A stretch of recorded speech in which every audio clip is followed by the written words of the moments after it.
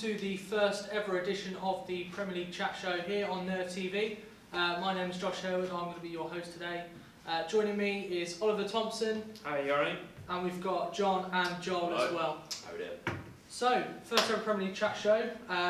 First one we're going to start off with is the recent talks about managers. Everton and West Brom both recently appointing their new managers. Everton with Allardyce and West Brom with Pardew. So we're just going to first of all talk about those. So Joel, what's your opinion on Allardyce and Pardew at the various clubs? The only moves they could make, really. I think Allardyce will definitely steady the ship at Everton. He's proven manager. I'm not sure about Pardew, to be honest. I think it's like quite a sideways move, which will probably have a quite a bad ending. But only not really too much options for those clubs in that regard. John, what do you think? Do you think Everton have done as much as they can to bring in a manager, or do you think it's more of a we know Allardyce can at least keep us up kind of move? I don't think it's anything about keeping them up. I think Allardyce is a proven Premier League manager. He's got a very good track record. He's just come out of obviously the England job, which didn't go well. But I think, he's obviously they were looking at sort of options like, I don't know, they had Ancelotti in mind and things like that, but it's never going to happen. But I think he's the best English manager that's available, so I think it's a good move. Yeah, definitely. I think for him especially, he was wanting that big job. He was kind of holding out maybe for the US job, but Everton's a great club to work for. Ollie, what's your opinion on Pardew at West Brom then?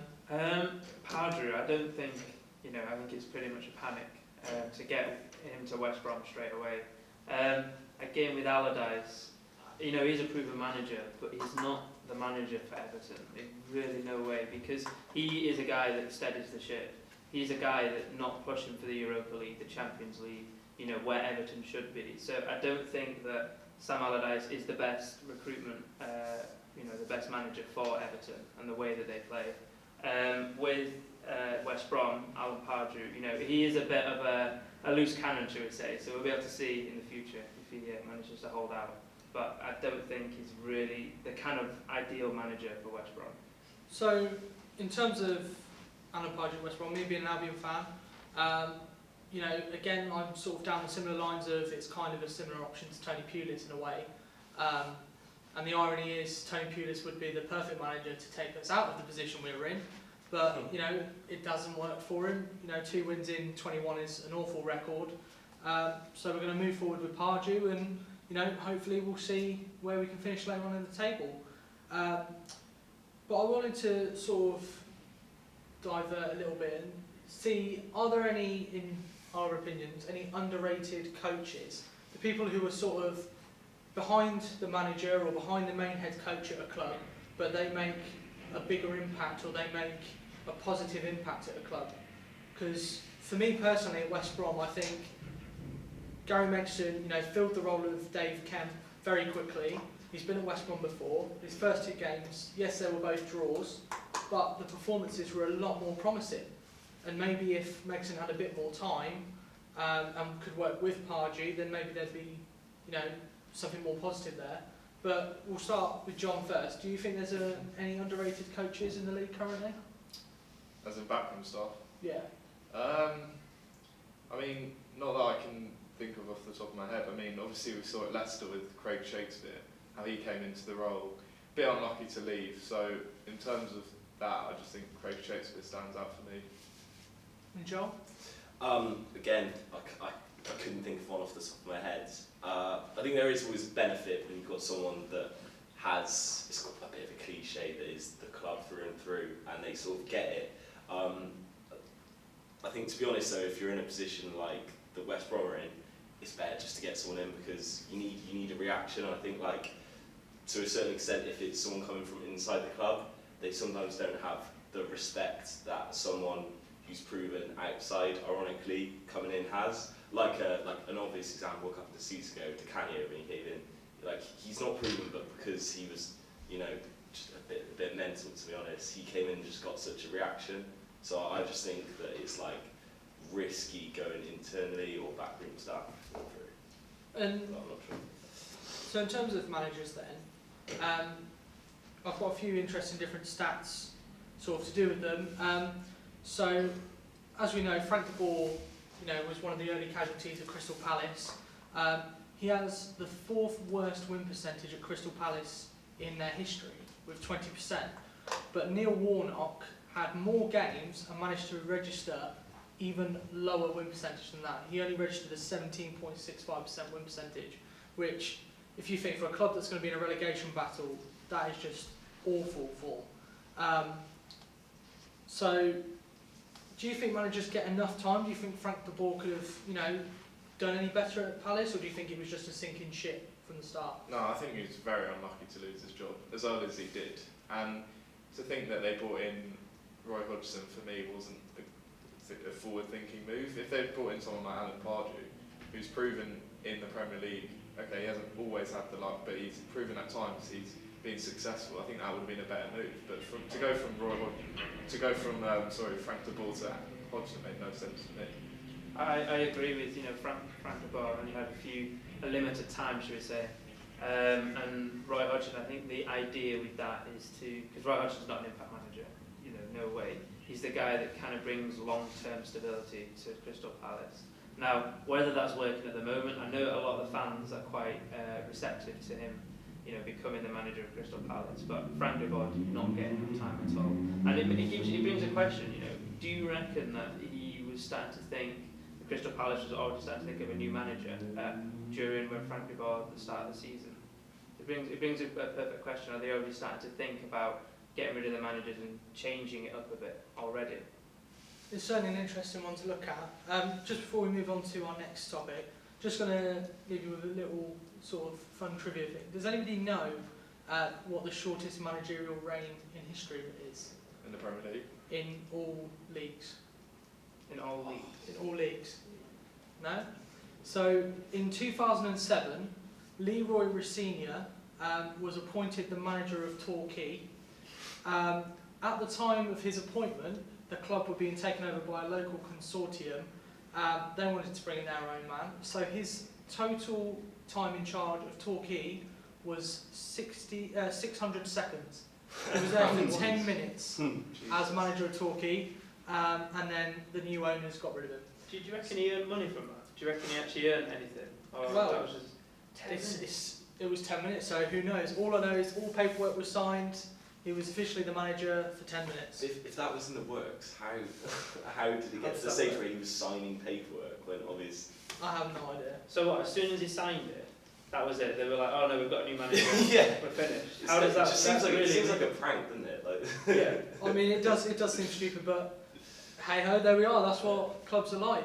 We're going to move over to our home club. AFC Bournemouth, the Cherries. Not had the best of starts to the season. I was looking at a bit of research into, Bournemouth and a couple of fun little stats as well. Interesting to see that after only 351 minutes of football this season, Callum Wilson's hat-trick that he scored last week and the week before means he's now the current top scorer this season for Bournemouth. Now, to me, that's a worrying sign because I think there's a clear lack of goals, especially the fact that Defoe, Mousset and Afobe, all strikers, are yet to score this season. I mean, Defoe's actually scored, I think, maybe once or so, but that's obviously not good enough. There is worrying lack of goals in the team. We've seen at the start of the season there was very sort of worrying heading towards the relegation zone, but in recent weeks Bournemouth have been a lot better. Obviously a blip on Wednesday against Burnley, but apart from that, even games before that with the win against Huddersfield and other games, they've been slightly better. I mean, I remember watching the Huddersfield game, and we were mentioning earlier that that was his first hat-trick in a long time. It's the first one in the Premier League, isn't it, that Callum Wilson had? But he's had one before that. Is that one before that? But anyway, it's quite interesting that, we were talking about this earlier, that Bournemouth, they're more of a team kind of, they don't have a one-man, goal scorer that's going to get you 30 goals in, week out, like the Tottenhams that have Harry Kane. So, there is Defoe, there is Callum Wilson that is starting to find his form up a bit. And, they are more of a team kind of, Premier League club, as opposed to, Tottenham's or United who has Lukaku, or, Lacazette's Arsenal, that kind of thing. So I don't think it's a stat to worry about at the moment. But again, Eddie Howe just needs to get the best out of his players. Interestingly, Lewis Graben, who's out on loan in the Championship, I think at Sunderland, he scored 10 goals this season in 16 games. Bournemouth actually have a recall clause in his contract, so at the presser today he was asked whether he might activate that, so it's open to whether he will or not. Did So Eddie Howe make he said a comment on it? he said he's very pleased for him and he'll see what the best thing to do is. So But the Championship and Premier League course, are yeah. two different kind of I mean, things, because aren't they? we've been around this story before. Lewis Graben, was amazing, to begin with for Bournemouth, helped them progress up the ladders. Then, made the move to Norwich. Bournemouth brought him back again.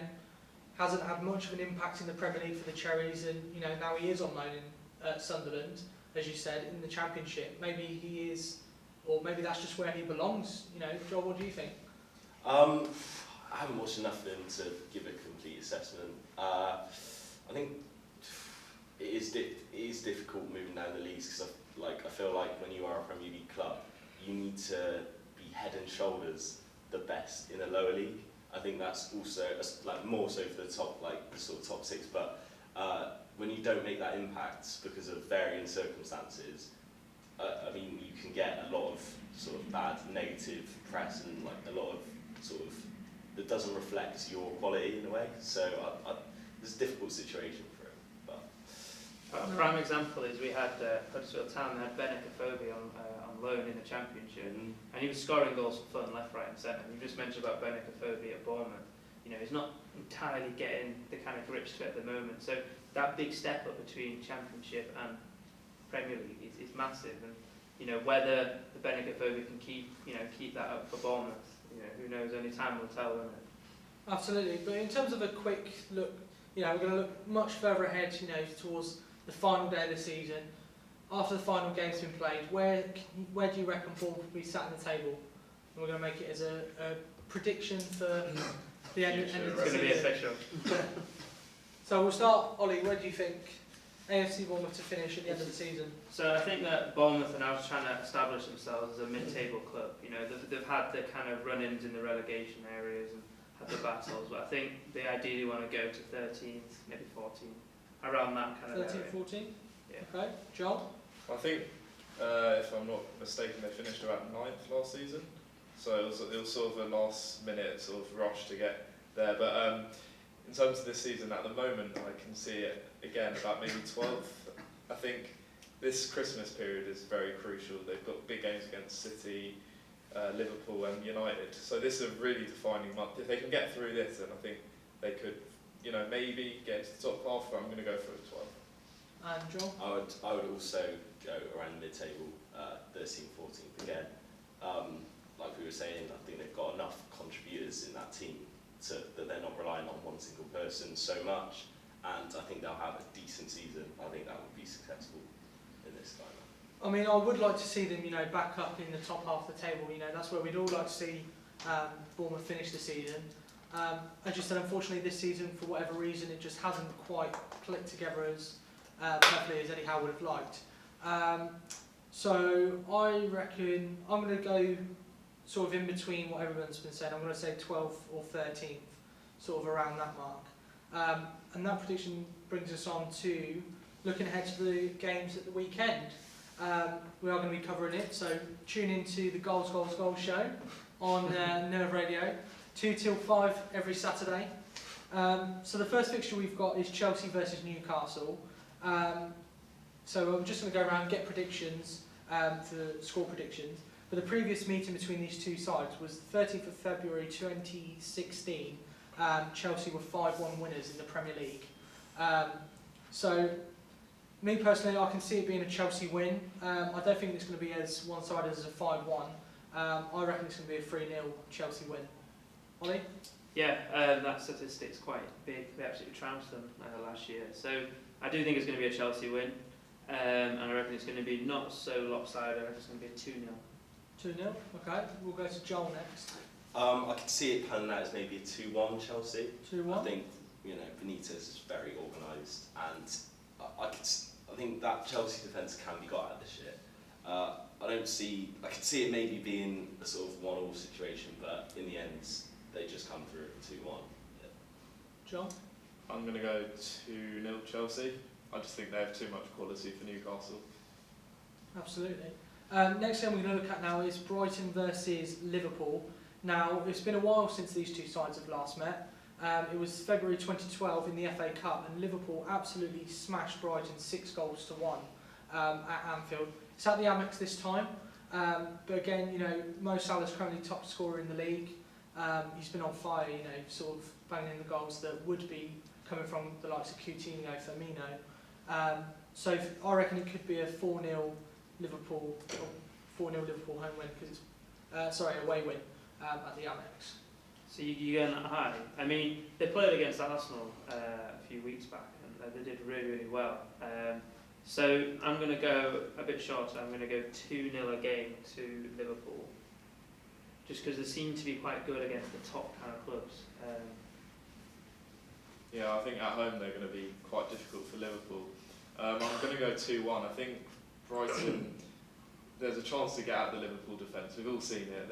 They're quite dodgy at defence. Whether they have enough quality to win the game, I don't think so, but I'm going 2-1 to Liverpool. I could see this being quite high scoring. Liverpool have been sort of beating those teams that you should beat in the league recently, but in all those games it's been a couple of 3-0s, a couple of 4-0s. They've had chances, it's not been a really fair reflection on the game. I could see it being maybe a 4-2 Liverpool, because I just think with the form that we're in at the moment and the form that also, I can just see it being high scoring, and then us just put it through with a bit of quality at the end, maybe with Salah and form. Next game we've got is Everton versus Huddersfield. Your boys, Ollie. Yep. Although the last meeting doesn't read too nicely for you.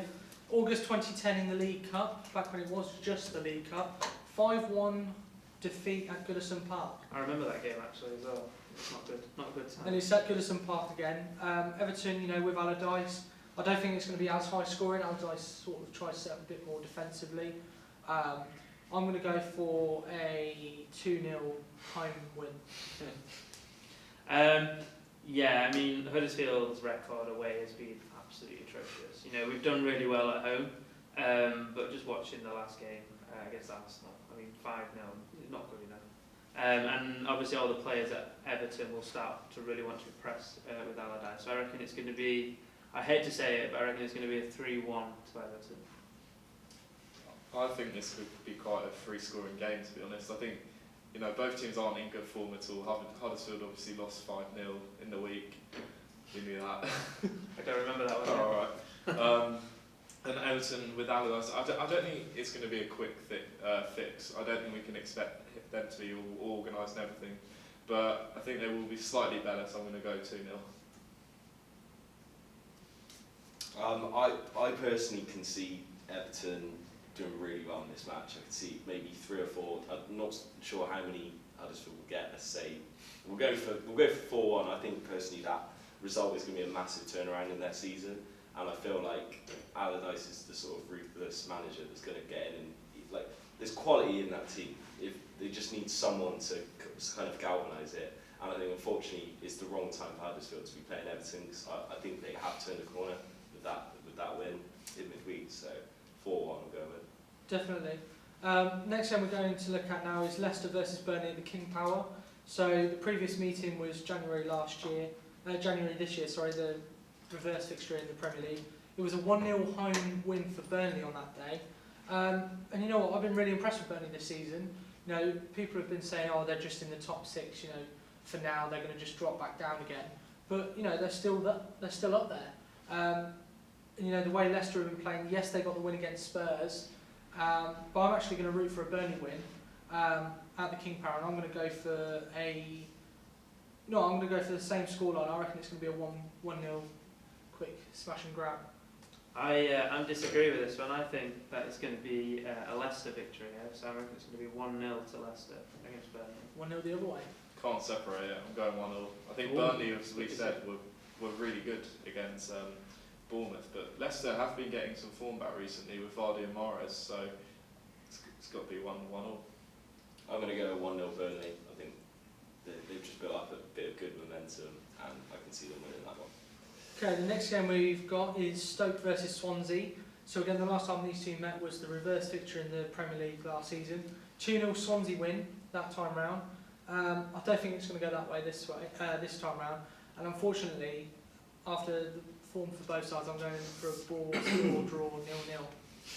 I can kind of see that, but I want to keep things interesting. I reckon it's going to be a draw, but I reckon there's at least going to be two goals, so it's going to be 1-1, I think. I think Stoke are going to win this. I'm going to go 2-0 Stoke. 1-0 Stoke. Smash and grab. Probably one of the worst games this weekend. Watford versus Tottenham. So again, Watford have been in good form. Last meeting was a 4-0 Tottenham home win. It's at Vicarage Road this time. Tottenham struggling recently, disappointing defeat at Leicester. But I reckon they'll just have enough. I reckon it's going to be a 2-1 Tottenham away win. I disagree. I think we're going to go opposite again. I think it's going to be Watford, because Watford are playing really well. Tottenham Hotspur are kind of slowly losing their kind of form. And again, it is at Vicarage Road, so Marco Silva is kind of, they've made a little fortress there. So I reckon it's going to be 2-1 to Watford. 2-1 to Watford. I'm going to go for 2-1 to Spurs. I think it'll be one of those games where Watford will probably dominate, but then Ericsson will come out with a screamer. Just a fantastic free kick. Yeah, but in like the 88th minute. But I'm hoping all these predictions are right. I could see it being maybe a 2-2. 2-2. I think they're very good at. I could see Tottenham maybe making a dominant start to the game, but I think they're nervous at the moment. And I really think that especially that home crowd could really play a big factor in it. And they might come back in the second half. Definitely. Next game, it's at the Hawthorns. My boys West Brom, Allardyce, I wish. Pardew's first game in charge happens to be against his former club, Crystal Palace, with one of West Brom's ex-managers, Roy Hodgson. So, sort of battle of the former managers. But so the last time the two sides met was a Palace 2-0 win in the Premier League Asia Trophy during pre-season. Bit of a non-game there, but that was the previous meeting. So I'm going to go with everyone else's predictions first, and then mine. So we'll go reverse order. Joel, your prediction for this game? I'm going to go for a ball draw, 0-0. You can't say that one, can you? Yeah, I mean, all the players for West Brom are going to be really wanting to impress with the new manager. It always does, and especially with Sam Allardyce, it's kind of an impact. Sorry, Alan Pardew is kind of an impact. So I reckon it's going to be West Brom 2, Crystal Palace 1. That's because you said Allardyce. Yeah, I'm with you. Yeah. I reckon this could be the game Palace turn their fortunes. I'm going for a 1-0 Palace win. Of course. Cheers, John. No worries. I'm going to go for a 6-0 home win. No. To be honest, I know it's typical Tony Pulis style of football, but I would just love to get 3 points on the board, so I would absolutely take a 1-0 home win at the Hawthorns. Probably the biggest game this weekend, Arsenal versus Manchester United. I say it's a big game because of the two sides in it, however the scoreline I reckon is going to be quite one-sided. This is going to upset you a bit, so I apologise. But I reckon it's going to be a 3-0 Man United win.